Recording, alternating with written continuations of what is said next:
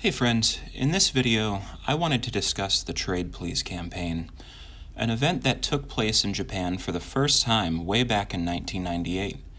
This marketing campaign is one of my favorite events in the history of the Pokemon franchise, even though I wasn't able to participate myself due to living in North America.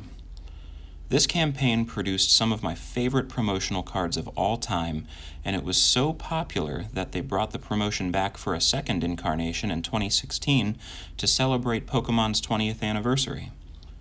The original Trade Please campaign began on February 10th of 1998, and it lasted through July 31st of that same year. Participating fans were required to purchase a CD by a Pokemon-themed rap group called Suzuki-san. The CD itself was aptly titled Trade Please, and it came bundled with a mail-in flyer that instructed fans to mail in any 2 Pokemon cards to a Japanese multimedia publisher called Media Factory. The flyer had 3 courses of action that participants could choose from, courses A, B, and C. Fans would select which course they wanted to take, include the 2 random Pokemon cards they wanted to trade in, and in return they'd receive 2 new cards in the mail. It's worth noting, though, that your trade results weren't affected by what cards that you had chosen to trade in. It was solely based on whether you chose course A, B, or C.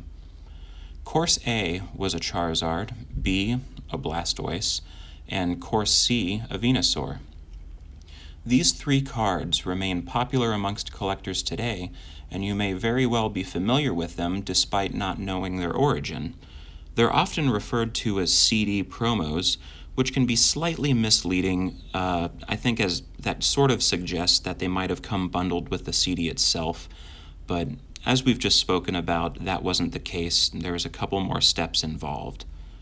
So regardless of which course you would choose, you would also receive a promotional card called Trade Please. The promotional Trade Please card was unique, as at the time it was the only card to feature a holofoil pattern on the back of the card rather than on the front. This remained the case until the following year when Ancient Mew was released. I still consider this to be a very unique card, as even up to the making of this video in early 2021, the only 2 cards to feature holo backs are Trade Please and Ancient Mew. The Trade Please promo card also featured crudely drawn artwork by the infamous Imakuni, who was a member of Suzuki-san and could be heard on the CD that we were just talking about. This promotion was extremely popular, and I think that's evident by the continuing desirability of the cards that were a part of the campaign. It was so popular, in fact, that in September of 2016, the Pokemon Company saw fit to run another Trade Please campaign in celebration of the 20th anniversary of Pokemon. This version of the campaign would run a little differently, and it would yield fans different cards than we saw back in 1998. It also ran until supplies were exhausted, rather than having a hard end date to the campaign. This time around, participants would have to visit Pokemon centers, Pokemon stores, Pokemon store outlets, or visit or attend any of the Pokemon 20th Anniversary Festa events that took place that year. Once at these locations or events, you would have to find a staff member and say the secret password, which was Trade Please. This would give you the opportunity to trade any 20 Pokemon cards for one of 2 courses, Course A or Course B. This time around, Course A was a Pikachu promo card, and Course B was a Charizard card. Once more, each course would come with a copy of the Trade Please promo card, but this version of the card did not feature the iconic holographic card backing and was reprinted as a supporter card, which didn't exist back in 1998. We just had regular trainers.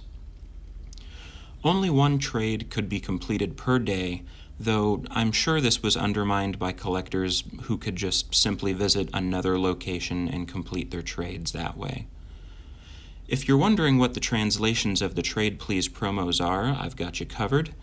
Each version of the card had the same card text, though the newer version included the supporter card text specifying that you may only play 1 supporter card per turn and before the attack phase of your turn. So each card's text is as follows. Look at your opponent's hand and choose one card there. Then show your opponent your hand and have him or her choose one card there. Ask your opponent if you may switch those cards. If your opponent accepts, switch those cards. If your opponent declines, draw 2 cards.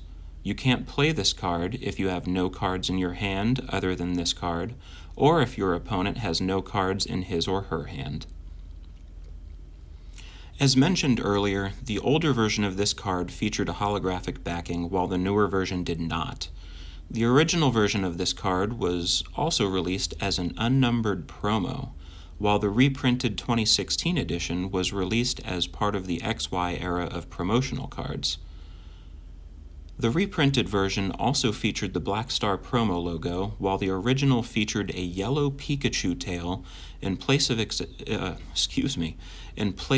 expansion symbol. The same can be said for the original campaign's Charizard, Blastoise, and Venusaur. They were unnumbered promos and also featured the yellow Pikachu tail logo in place of an expansion symbol. For those unaware, this Pikachu logo was also the logo used for Pikachu Records, which is a now defunct music label that was used for releasing Pokemon-themed music in Japan. As far as the 2016 Trade Please cards go, the Course B Charizard was a fairly faithful reprint of the original campaign's Course A Charizard, though it did lack the Pikachu Records expansion symbol and had text at the bottom saying 280/XYP, meaning it was card number 280 in the XY series of promos. The Course A Pikachu card was also not an unnumbered promo card, as it featured text at the bottom saying 281/XYP, meaning it was card 281 in the XY promo series. This Pikachu promo was the 3rd time that this particular card was reprinted in Japanese form, with the first being a Koro Koro promo and the second being part of a promotional campaign with Toyota, the well-known auto manufacturer. However, it should be understood that the Toyota promo featured alternate artwork, while the rest of the card remained faithful to its origins.